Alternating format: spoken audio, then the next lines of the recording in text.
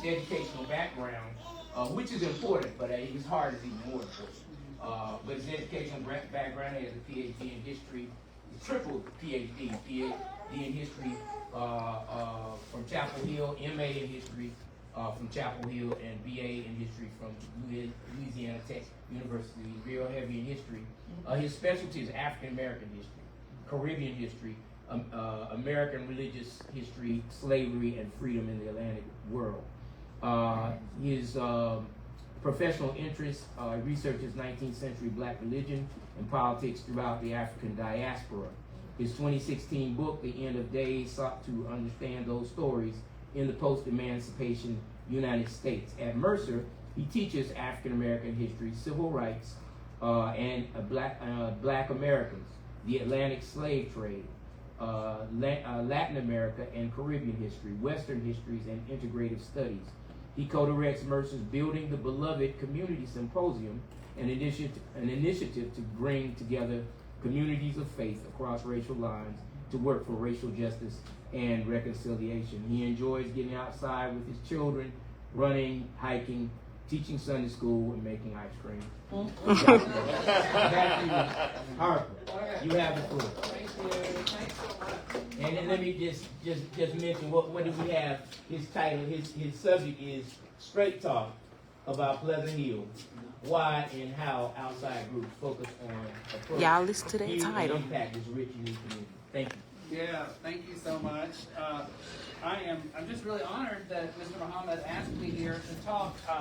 I have a deep admiration for Pleasant Hill neighborhood. I have only been in Macon 12 years. I came here not really knowing very much about Macon when we moved here to take the job at Mercer. My specialty is African American history, and so what I kept discovering is all these people that mattered to me in African American history were from Macon. And not from Macon, I didn't know that. It started when we first, my wife got the job offer to come work at Mercer. She's the chair of the English department at Mercer, and I'm just a little tag along. And so I tagged along with her. She got this job, and we were like, Macon. I'd never been to Macon. We started to look at Macon, and my 8-year-old daughter at that point stood up, and she said, we were talking around the table, and she said, Macon. And she ran and brought one of her little kid books she had in her room, which was called 2 Tickets to Freedom. And it was a children's story about Ellen William Craft, who had escaped from slavery here in Macon and become world famous. And she said, the Crafts were from Macon.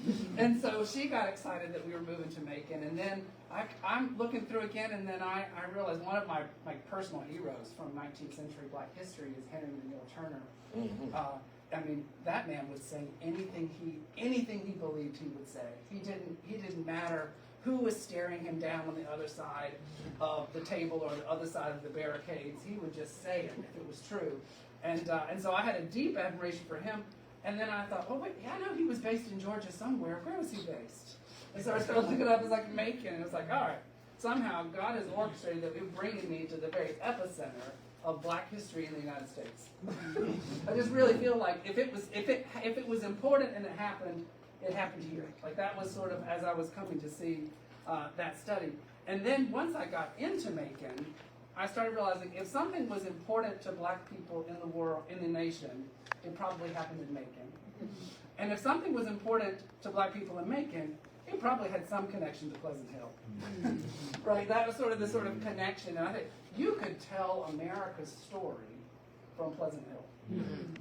Right? Because Pleasant Hill's story is really Macon's story.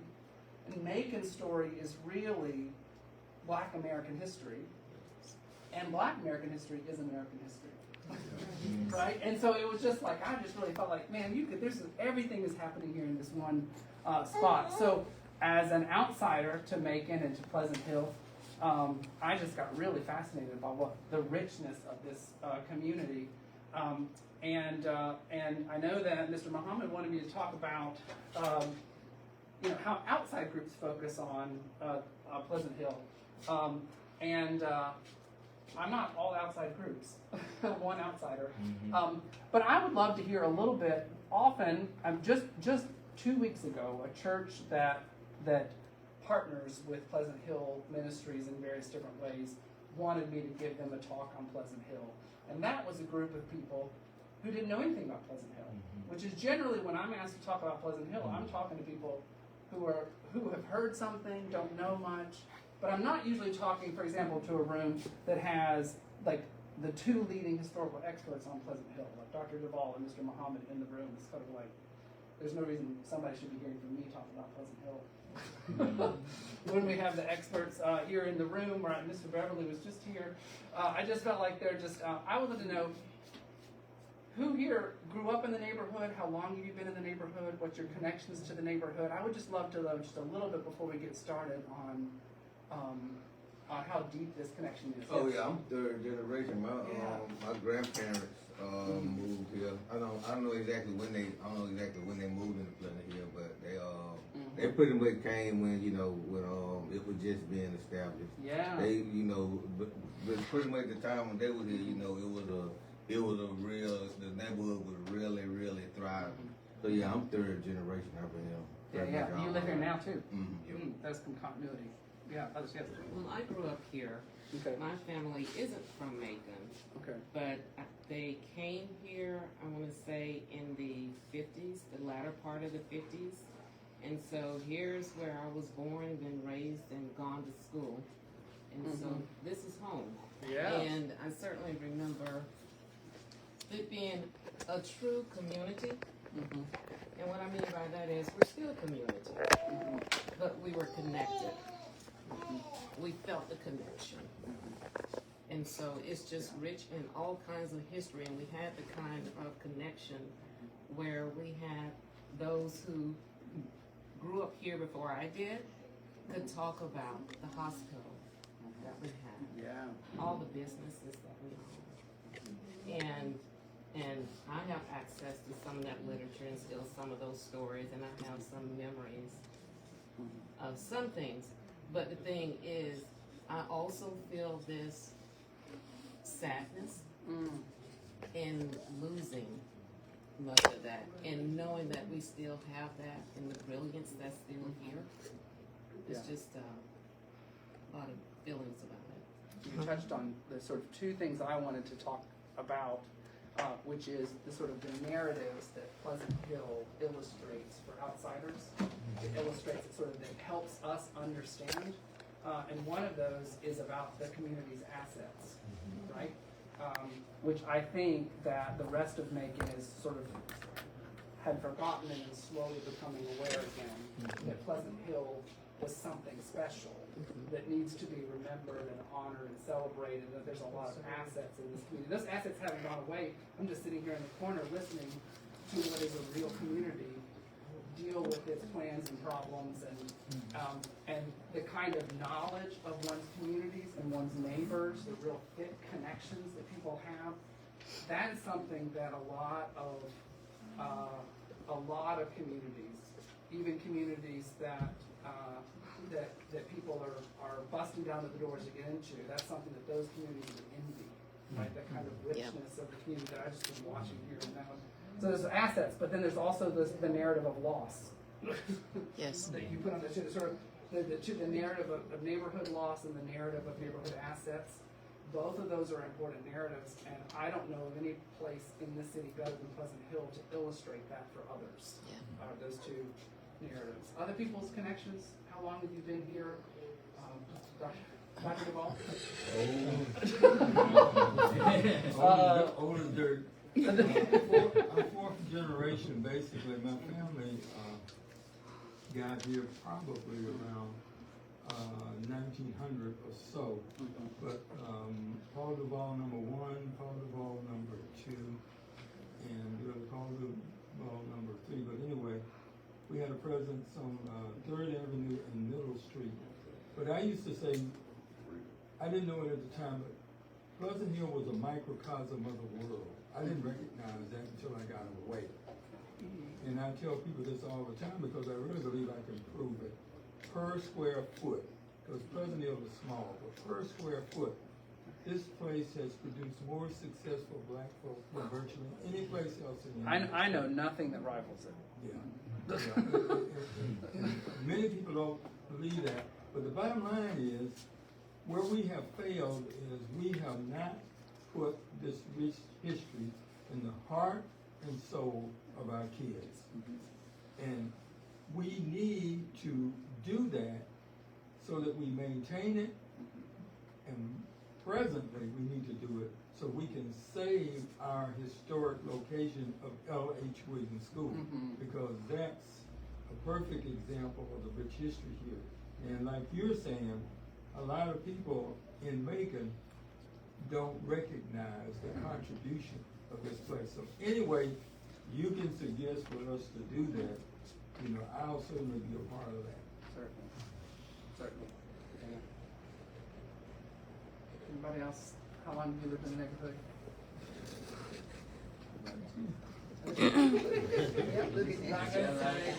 Anybody second or third generation here? Second, fourth generation? Yeah. Fourth. Third generation. The third generation. And you live right here on Monroe Street. Yes. Yes. Yeah. My grandmother came to Macon from Jeffersonville, Georgia, and she bought the house that my sister still lives in it today, in the 1800s, the late 1800s. Yeah. Are you right up here then? Like come out of the parking lot, take Right a down left? the street, Yes, behind okay. this block. Yeah. Is it near the Cleopatra Love House? That's what I And feel. right next door. Right next door to the Right next Cleopatra door. Love Next House? door. Yeah, okay, that's great. Those are some beautiful houses right there. Yeah, okay. Well, let me just talk a little bit about the two narratives that I think that Pleasant Hill can illustrate for people out in Macon. And the first one is the assets. So one of the things that community developers really talk about is ABCD. Is that something that people have talked about here? ABCD, asset-based community development. No, it's very easy to remember because it's ABCD. Asset-based community development says you walk into a community and you don't start off by identifying the problems. You don't start off by saying this community has got low income, this community has abandoned houses, this community has youth crime. You come into a community and you say, okay, this community needs some development, but what do we already have going for us? Let's start by collecting the assets, right? And when you stop and look at Pleasant Hill's history, the assets are overwhelming, right? One that's obvious for people is the history of education in the community, right? When Lewis High School was sort of premier black secondary school that was burned down downtown, it was relocated and became an anchor institution here. Lewis High School, which became eventually Ballard Normal School, that school attracted the best and brightest teachers in the United States who were flocking here, right? And what they met was a community that was that valued education so highly they latched onto it, and they churned out graduates who were breaking barriers down to all kinds of fields, right? So then you all of a sudden you had I mean, I'm pretty sure that if I had been living in the early Jim Crow period in Macon, that I would have somehow wanted my kids to cross the color line to go to that school. Right? That would have been the envy of other schools. I mean, the other one is St. Peter Claver, right?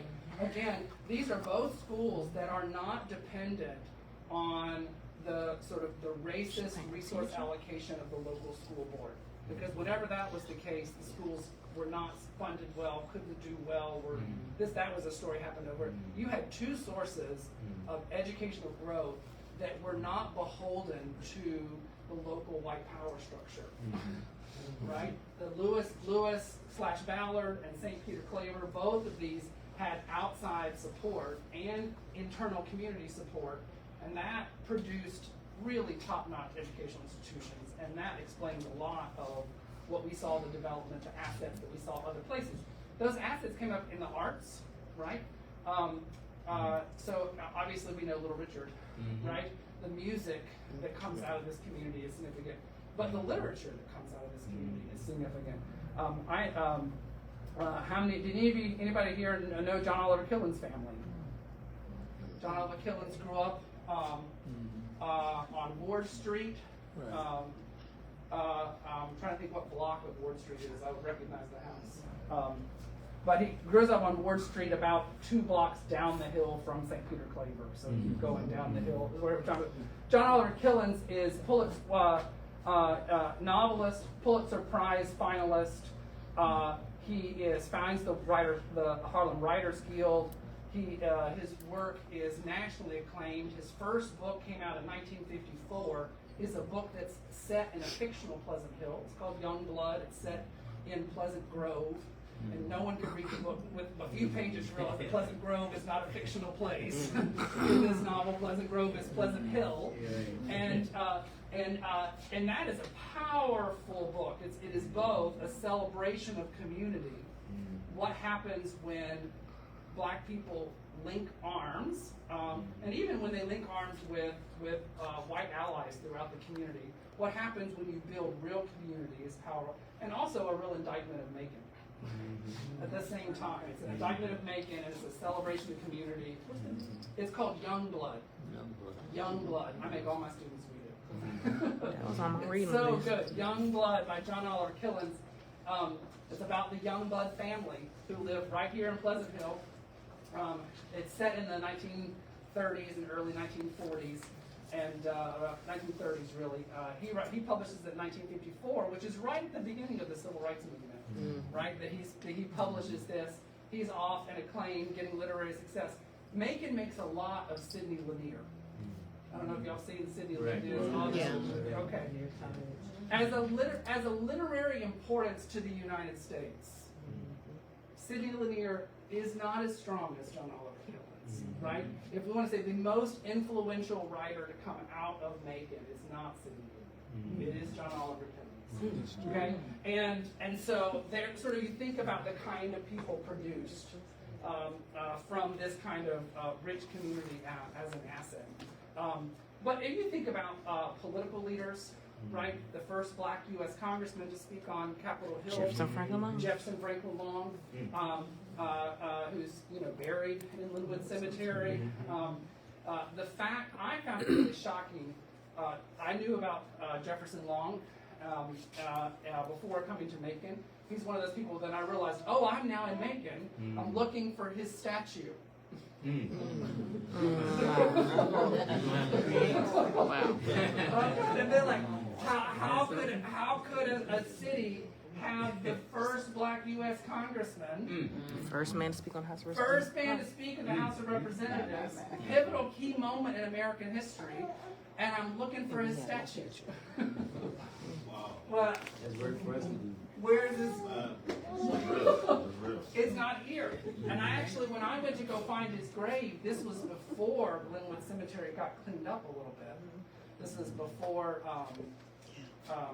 Yolanda Lattimore and others really got organized to clean it up. I went through, it was overgrown, there was 3 abandoned shotgun houses. I thought I was in the wrong place, and I thought surely this is not where the first Black U.S. congressman is buried. And was just surprised to see that the city hadn't taken that ownership, right? I mean, if you're trying to find, where is Macon's place in American history, right? When has Macon really, not just, has really caught the attention of the world? Ellen and William Craft, they caught their attention of the world. Right? Had the first Black U.S. congressman to speak on Capitol Hill. Here are these pivotal moments when Macon has gotten the world. And they've been coming out of Pleasant Hill, but it's not really, the city's not taking ownership of that narrative. That's what I noticed when I first got here. It's really, really striking, these kind of assets. When the Department of Transportation came in and negotiated with the neighborhood organization during the mitigation efforts when they were going to widen the interstate, and just they did a number of interviews. Anybody here do an interview with the Department of Transportation? You did? They did. One of the interviews they did was with Tina McElroy Anson.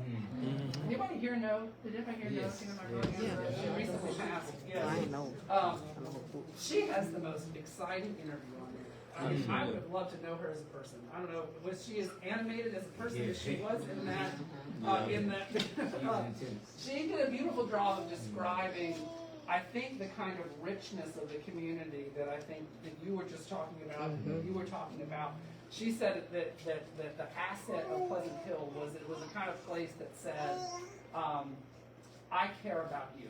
That was the message. To grow up in Pleasant Hill was to know that every adult in the neighborhood cared about you. Yeah. She said people would pull her up onto the front porch and say, I need to see your schoolwork. I need to hear your speech that you recited for your schoolwork. They would run to their house and get a piece of candy for her schoolwork and tell her she was going to be president of the United States. And then she just felt this rich support of a community wrapping around her. And that's not something that a lot of communities have. And so that kind of richness of real community and care, the sort of mutual responsibility for the children of the community, right? Which is something that most neighborhoods in the United States have lost, right? That was something so powerfully rich as an asset here. Yes. She lived in the old, her family lived briefly in the old ballot normal building.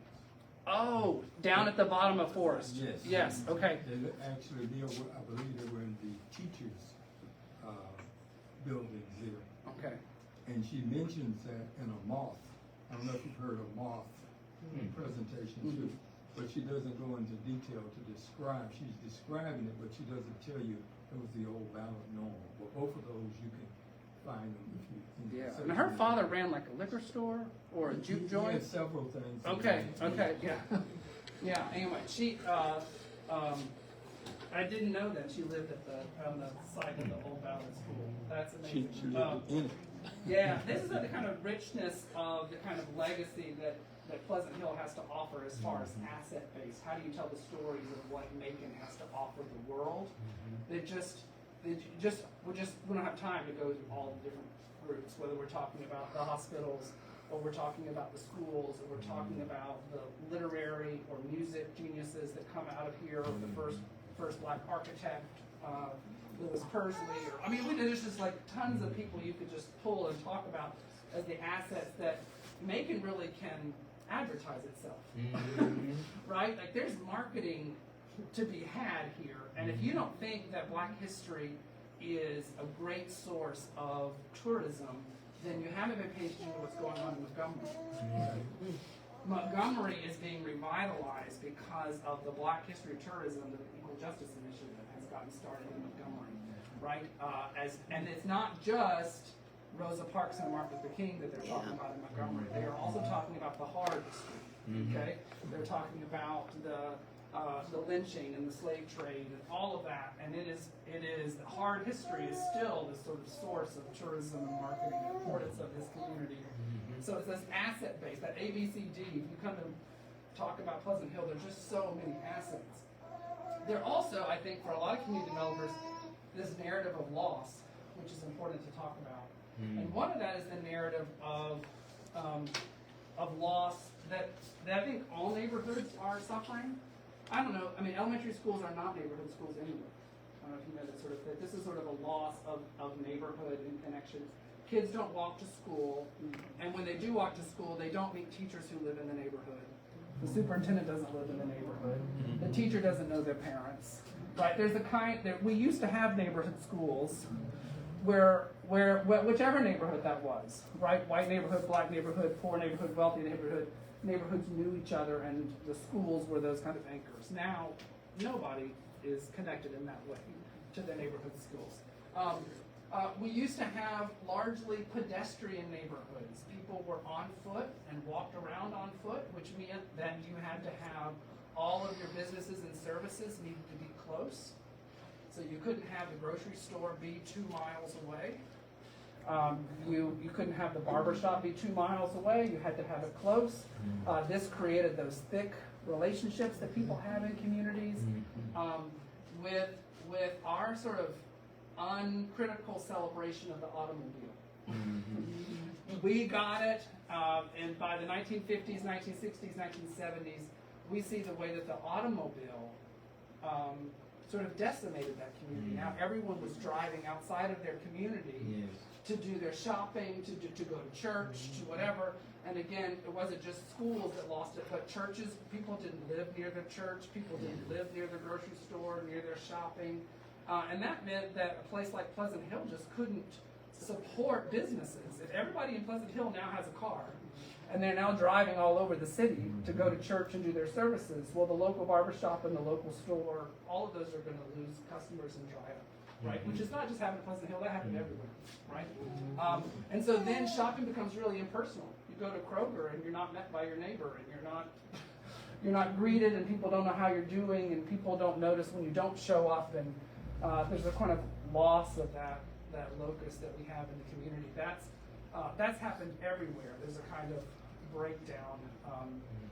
We're witnessing, I think, a sort of extreme breakdown now, where we sort of walk around and we're fearful and distrustful of almost everyone. And that's been, that kind of fear and distrust is what's given us the political climate that we have now, right? And so yeah, we're suffering some of that right now. But there's another narrative of loss which is not universal. It's particular. It's particular to Black Americans and to Black neighborhoods, right? That I think people are starting to become aware of. That is the narrative of segregation, redlining, interstates and urban renewal, and white flight. Okay. This is sort of we often talk. So you mentioned redlining just a minute ago. So how many of you are familiar with redlining? Most are pretty familiar with redlining. But it's really, redlining is just one part in a long story of how federal policy destroyed Black neighborhoods, right? And it's just one part of the story. So we start off with segregation. Part of what made Pleasant Hill have so many assets is because it was so restrictive where Black people could live and work, right? And so you had concentrated all of these people on top of each other in one space. Particularly that segregation did that. Segregation also meant that people of every social class were living together. And one of the things that we know that happens for neighborhoods is that if you have people you have working class, you have middle class professional people and working class people and poor people all living in the neighborhood, then that gives much greater mobility to those poor and working class kids. Yep. If they're growing up around teachers and doctors and lawyers, then they see different futures for themselves. They know how different things work. If they have a question about how banking works, well, there's a banker in the neighborhood, right?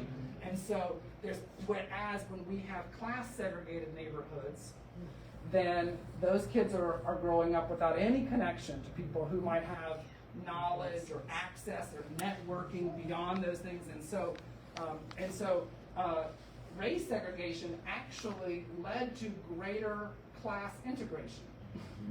By having racial segregation, you had social classes living together and making kind of things as possible. But that segregation also meant that the city could deny services pretty easily. There's all kinds of ways in which property gets devalued when you have segregation, because if fewer people want to live in an area, if the majority doesn't want to live there, and then all of a sudden then the property values go down. So segregation has all kinds of negative economic, even though it has some really positive social benefits, it can have these really negative economic benefits, effects. This is followed by redlining, which is in the 1930s is when the Homeowners Loan Corporation, which was chartered by a federal housing administration to come through and rate cities, came through and rated cities and drawing up maps where certain neighborhoods were designated as financial risk and could not be invested in, were not eligible for FHA mortgages, didn't have access to capital. These were guidelines that were passed out to banks so that banks would know which neighborhoods to offer loans in and which neighborhoods not to offer loans into. Of the 238 cities, the ineligible, okay? They're too much of a financial risk. They cannot be invested in. Of all those 238 cities who were evaluated, Macon was the most redlined city in the list, right? This is the initial map that they did of Macon. I don't know if you can see how much red is on here. Yep. Okay. So sometimes if you might ask, like, why Macon compared to other cities of its similar size in Georgia, has been struggling economically, right? There's a way in which we have been, throughout the 20th century, starved of capital investment, right? It's simply, now, why were these financial risks? Sometimes people will say, well, sure, black neighborhoods were redlined simply because they had less, right? They were greater financial risks. They had fewer services. It wasn't always racism. It was more sort of just a sort of an honest assessment of where the resources were, and if the resources weren't in the black community, it wasn't safe to invest in those. And that, you could believe that until you read Pleasant Hill's description. In this what happened. The evaluators came through and they wrote up about Pleasant Hill. And they said, this neighborhood has everything. That's basically what they said. This neighborhood is the best black neighborhood we've ever seen. High income categories, doctors, lawyers, teachers, all services, amazing schools. It goes on and on and on and on and on. Close access to transportation, close access to downtown, houses being kept in good condition. It goes through all, it lets you know this was what we all knew before. There were assets here, serious assets. They do all of this, and then they say, 90% Negro redline, right? So it's very clear that it wasn't about figuring out which communities had it. It was very much the fact that black people lived here, and therefore all black neighborhoods, and that was part of the guidelines. All black neighborhoods, neighborhoods that had any kind of increasing black percentage were redlined. It marked out all of the neighborhoods around Pleasant Hill and lowered their rating because they were adjacent to black-owned property. This starved the community of capital. It meant that you couldn't get a mortgage to enlarge your house. You couldn't get, you couldn't build a garage. You couldn't get a mortgage to build a garage, and so that's part of the story. But the other part of the story, so this is really vivid. I don't know of any example where it's so vivid. You can look at the negative rating and the positive words come together. There's not a better, it's so vivid of an example of the racism of federal policy. Pleasant Hill gives us that vivid example. It happened to other places. Unionville was redlined too. But Unionville didn't have all the assets that they talked about in Pleasant Hill. The I-75 tore up Unionville too. Okay? But Pleasant Hill, again, becomes the vivid example because it goes right through the neighborhood, right? You have, what was that neighborhood? These sort of maps that I show my students where you can look. Here's the map of Pleasant Hill. Here's the plan of I-75. And you just see, it didn't even try to skirt it or go around the edges of it. It just Smack guts down the right middle. through the neighborhood. I know this house is not there anymore, but do y'all remember the sort of half house? Yes. Yes. Yes. All right. When you want to talk about, black neighborhoods got plowed under to build interstates everywhere, right? Martin Luther King's neighborhood in Atlanta is right where 75, 85 goes. Huge, massive. You could go to every U.S. city and find the black middle class neighborhood underneath the interstate, right? There's a pattern that happened here, but it's being able to sort of see it. You can walk out on the pedestrian bridge, and you can see Pleasant Hill here, and you can see Pleasant Hill here, and you can have 9 noisy lanes of traffic underneath you shaking the bridge as you go. You can look at a house like this. This is something that's a national story of loss, but it's just nowhere more vivid than it is here. Like, where can you see it with your own eyes and not think of it as like, well, this was some racist policy that was done back in the 50s or the 60s or whatever. It doesn't really affect us anymore. It's like, you can't walk, if you spend time in Pleasant Hill, you can't get around it, right? It's a sort of, that history is clearly there. And so,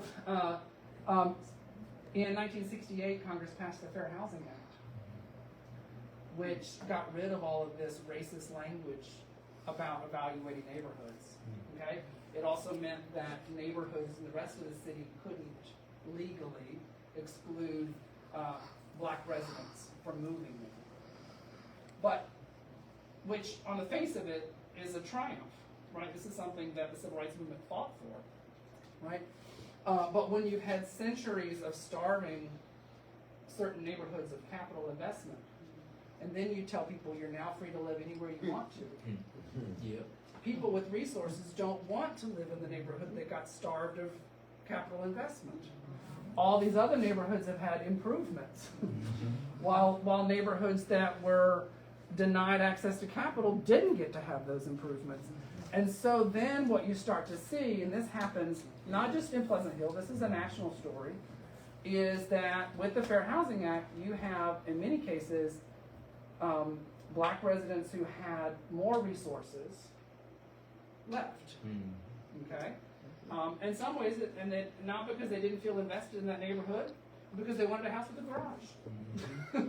Right? Or because there was just something that was just a normal, natural desire to have something, but there were neighborhoods that had not been being starved of capital, that had amenities that the neighborhood that had been starved of capital didn't have. Right? And so then you separate out, in neighborhoods all across the U.S., you separate out the black poor and working class from the black middle class. And you put them in separate places.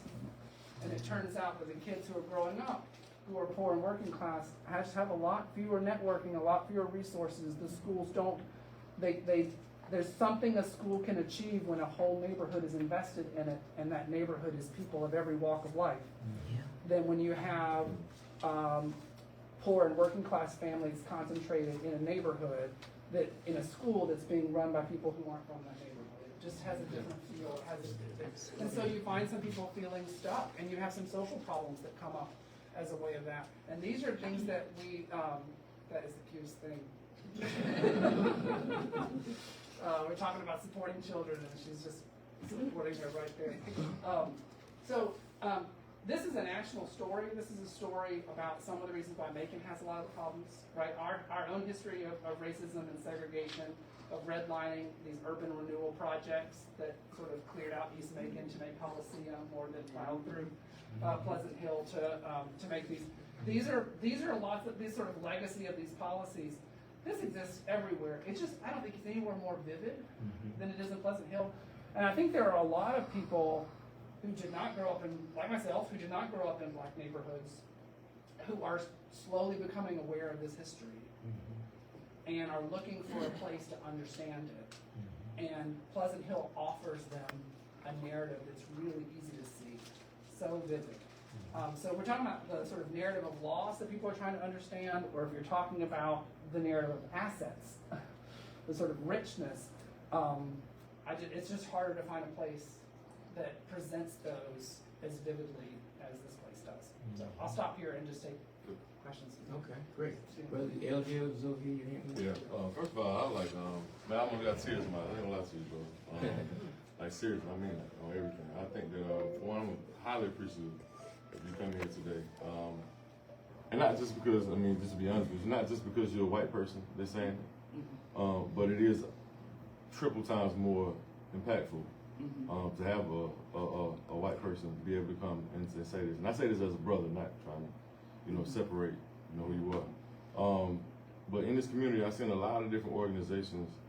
I've even, I have to be very candid about this. I've had even conversations with the mayor even, where he said he didn't understand, like, when I talked about redlining and the developments of even Walnut Street and some of the things happening in Pleasant Hill, he said, well, what does redlining have to do with anything, right? Like, I mean, this is a real, it is what it is. And not to throw him out there, but he's our leader, he's the leader of this city, so it's important. I mean, and when you have other conversations with other people who are doing the work in this community especially, you have a lot of outside organizations who are doing the work, and they have no sense of history. Like, everything that you're talking about, it's a blank, or it's not being led with. So understanding, even when you talk about how black history, even in the last strategic plan, we were having conversations about it, about how the history and culture should be number one on the list. And the outside organizations put it last on the list. And here you are talking about how that is what's leading the economic development in these other cities. And so to have somebody like you, brother, in our city, like, you need to be talking to every single organization that's doing the work in Macon, Georgia. Like, you are a true treasure. And I want to let you know that, man, I am extremely happy to have you here presenting this in Pleasant Hill. This is historical, I feel like. you coming and speaking right now in this space. I'm so glad. I know Mr. Muhammad probably invited you sometime, but I mean seriously, I feel like this is history in the making. If you actually having this speech here in this space right now, so I appreciate you greatly, and I like to connect with you after this. Yeah, thank you, Mr. Malone. Yes, sir. Yeah, okay. I thank you for that. I want to say is sometimes it's very easy being at Mercer to get stuck in a bubble, right? One of the things that I try to do is get my students out of that bubble and into the community. But one of the things that's helpful for me is if you would drag me out too, like things like this, getting me. So I often do a lot of work and then don't. One of the things I'm not good is getting myself in the right spaces. But if there are places that you want to pull me in or have me talk or learn something from what the community is, please don't hesitate to invite me. I actually get excited when someone pulls me off campus. So, What's up? we'll do that one. What would you suggest we can do to get our story out to really the white and the black community? Because we've got this rich history. One of the things I preach about almost now is if we're going to motivate our kids to want to learn and to want to learn to read, we got to tell them who they are, and they need to know their history, because that is where we can motivate them and inspire them. But my question to you is, what would be your suggestions to get our story out? For example, they're going to close down L.H. Williams School, and they never considered the historic value of the school and the location where the school is at. So my point is, what can we do, what should we do to get our story out? We've got a great American story, but virtually nobody knows about it. And the same thing is, it's the same situation when you look at our African American educated elite. They don't know the story of Macon, Georgia, and they should, especially in education. Our story is not in the public school system. It should be. Yeah. And it isn't just now that it's a problem with getting it in the school system. It hasn't been in the school system for a long time. So my question is, what would be your suggestion to get our story out? Yeah, I think I'm the wrong person to answer that question, because that's particularly my weakness, which is I'm a historian, so I'm a storyteller. So storytelling is something that I do and something I'm good at, but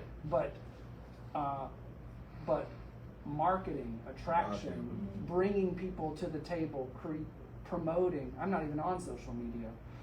You know, I'm just sort of like I hide from all of that stuff. So I'm not. So that's particularly my own weakness too. Having a message, but not doing a good job of getting it out there. We produced 4 episodes on Macon's racial history. Dr. Duvall, Mr. Muhammad, myself, others, and we have when we have gotten those in front of groups, played those for groups, had discussions, it's been impactful. I think really powerful. I just did led a 1,200 person all white congregation through the racial history of Macon as a part of their Sunday school hour, and it went really well. And people didn't think it would, but it did. Okay. So there's their impactful, but those videos are being underused. You know, and that's because we don't really have a budget for marketing and getting in those spaces. But I think one of the crucial spaces, like how do we get this story in front of Leadership Macon, right? There are lots of places where people who are making a lot of decisions about policies in the city do gather, and it doesn't have to be a viral thing. Right. You can find where are the rooms people are gathered, and how do you get on their agenda. And I'd like to pursue that more, but I'm not sure I'm Would the person Chamber who's of the best Commerce person. be a place to start? Yeah, what connection people have the Chamber of Commerce with, I think even people at the Urban Development Authority know some of this history, but not all, but not all of it. So we might be able to work with them and help them. You know, the new Pleasant Hill Landing that we've been talking about that they're building, they're required by HUD to have local community history built into the thing. Right. And they subcontracted out to some firm in Atlanta to come in and do a Pleasant Hill exhibit. Huh? In the in there, and I was just heartbroken when I heard that, because the contract had already been. It's sort of, I mean, people who are running these big grants, they're moving fast, and there's like a checklist, and then it's like, here's companies that can get you to meet that checklist off. So instead of asking who are the history resources in this own community, like instead of getting Dr. Duvall or Mr. Muhammad or somebody to spearhead that effort, they just subcontract out with some firm in Atlanta that comes in and will I don't know what they're gonna do, but they'll put something together about Pleasant Hill, but it won't really, sort of, anyway, so those, I mean, it's things like that, like how do we get this in front of people before those decisions are made? Yeah. What? So we're nothing but, to people like that, Yeah. we're another check on a piece of paper. And so I would ask this question. Yeah. Do you see, what do you see for this community in the next 10 to 20 years? What do you see from your historic eye? Yeah. Oh, well, I mean, people in the community know the community in a way that I would like to sit and learn from people in the community what's going to happen, right? I think part of the problem is we too often have visions for communities, outsiders have visions for communities that don't involve the members of that community. And I don't want to be one of those people who has a vision for the community. But I'm just really encouraged by, this meeting here, extremely encouraging. I mean, everybody knows what's going on all over the neighborhood, and they're reporting it and sharing information, and we're all going to pile onto that see-click fix and upvote all of those things that Miss Odom has already put on. We're going to go. You can go in there. You don't have to enter. You can just go in there and click on it that you like it, and it will get up to the top. But there's sort of that kind of energy. I don't know too many neighborhood associations that are as lively and rich as this one. That makes me pretty excited. The improvements that you're seeing over at the Little Richard House, those are kind of exciting. Here's the sort of danger. The thing that Pleasant Hill has that a lot of newer communities don't have is it has other interstate accepted. It has a walkable feel to it. And if you look at all of the up and coming new neighborhoods that people are designing, they're designing walkable communities. They want communities that had something that Pleasant Hill used to have, where you could walk to close to shopping. I mean, that's even built into the design of the new Pleasant Hill Landing, for them to have some commercial areas. You want mixed use development. Everybody wants that. You go to the hottest places in Atlanta, and all the neighborhoods that they're building are buildings with that are walkable, close communities, access to parks, access to shopping, all in the same space. People want that old kind of neighborhood. They don't want the neighborhood where you drive into your garage and never see another person. And, so people are, and Pleasant Hill is close to downtown.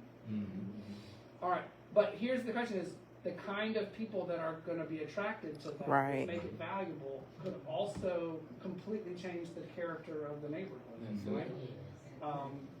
That's what happens with gentrification, is that people are gonna, when people discover the riches of Pleasant Hill, they're gonna want it. Right? And so then you have you've got a walkable neighborhood. You can walk from downtown. It has a historic feeling. They're gonna put these developments in there. It could in many ways solve a lot of its social problems. I imagine that property values are going to go up and crime is going to go down and all those sort of things. But how do you do that in such a way that you don't lose the character of the neighborhood? It doesn't just become a space where all residents move out and, you know, people who want to live downtown come to live here. That's one thing I could imagine happening.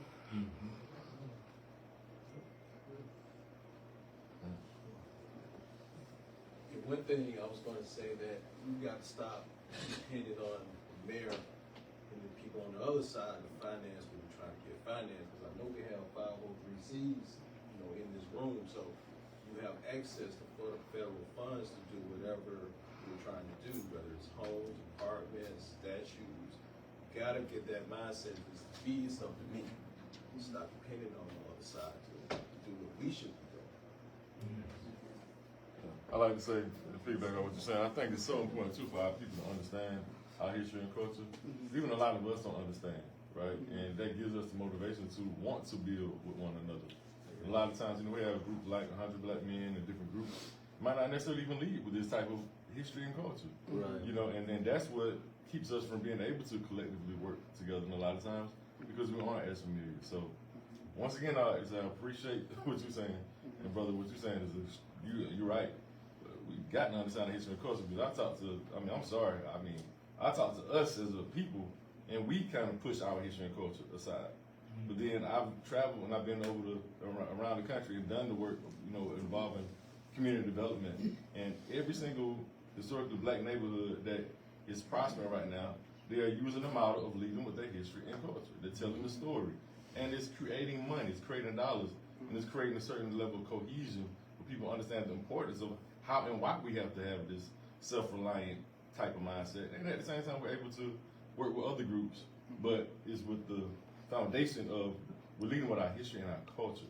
You know what I mean? So I don't want to move past what you were doing, sir. Like, I'm sorry. Like, I greatly appreciate what you're saying, and we're gonna do everything we can to get you in front of everybody. And that's one of the good things about what asking you to do. Put it out. Miss Pastor Robertson was trying to say To something. what you're saying, you may have heard of this. I'm from Liberia, in Hollywood, Florida.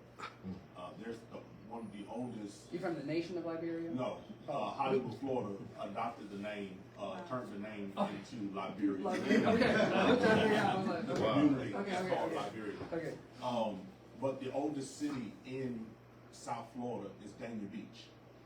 And Dania Beach is doing exactly what you just said and what you're talking about. Dania Beach was a historically black community. And Dania Beach has now, you ride through, no one stopped in Dania Beach because there was nothing to go to in Dania Beach. Then the next biggest city was Hollywood, Florida, where I'm from. Now everyone goes and stops in Dania Beach because Dania told their story. They held on to their beliefs, and that's what Pleasant Hill. You blew my mind. I'm not from. I only been here 7 years, going on 8 years. I thought the east side of Macon was the historic. No, what you just said here, brother, I got it on. I had to record it. So I appreciate that, and with our church being adjacent right here, I am. It's on the other side of the interstate? Yes, sir. I'm looking at it right now. Okay. I'm trying. You can see the top of it. Right there. So it makes me even prouder to know that we have planted this church and we're in this building in this historic area. It gives me it lights another passion because I love community and I love history, and everything that you just said, it lights a fire, and I pray that it has done something in the hearts of everyone that's in this room to allow us to even come together even tighter, so we can push the narrative.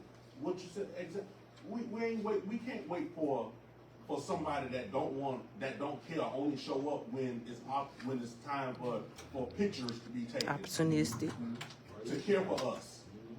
Because the cavalry ain't coming. We're in this because they don't want to see us go. And so I really appreciate what you said, man. And That's definitely, everybody, let's keep this young man around. Absolutely. Let's keep him around. I will, It ain't something. it does. And I will say, beyond this presentation that, Dr. Harper goes around and gives to all different kinds of diverse audiences, he works beyond just that. He leads up our, beloved community symposium each year, which addresses, the dream that Martin Luther King had about the communities coming together. So he does way more than just this presentation. So Well, I think those are that related. I mean, Pleasant Hills, like we talked about the anchor institutions for Pleasant Hill being Lewis High School and St. Peter Claver, right? Both of those are places where people of faith across racial lines got together and said, this is right, this is just, this is what we should be doing. I mean, that's the Lewis High School was funded by the American Missionary Association. Those missionaries came and lived. They were white missionaries from the north. They came and lived in Pleasant Hill and got they broke all the social taboos to do that. The nuns who ran St. Peter Claver were largely white women from Boston. And they came and they lived in the community and they were shunned by other people for doing that. So that sort of what we have in the beloved community, this sort of God's call to work for racial justice across racial lines in this together kind of way. That's the kind of spirit that made Pleasant Hill possible, and so I think it's related. Those two things that we're doing are related. Yeah. But I said that same thing. Well, thank you for Dr. Woodford serves on that board and does good work. Yeah. So, I've heard bits and pieces of what I was sitting here thinking. I just want to say thank you. I am extremely grateful for you. It cannot be easy being the voice that is not necessarily the common voice that we find in this area. And for you to come here and to do all that you do, not just here, I say thank you. And you gave an opportunity also for us to hear. Sometimes when we hear something from someone else, we hear something we have not previously thought about. And it makes us stop and think.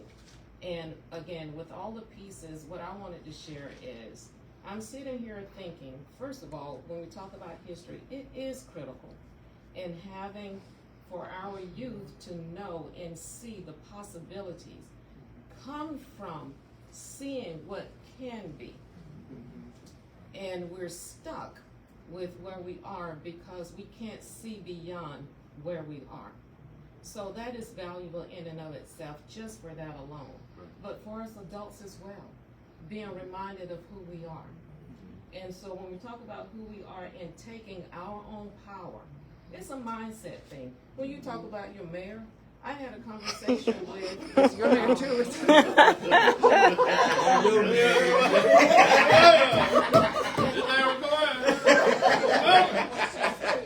And so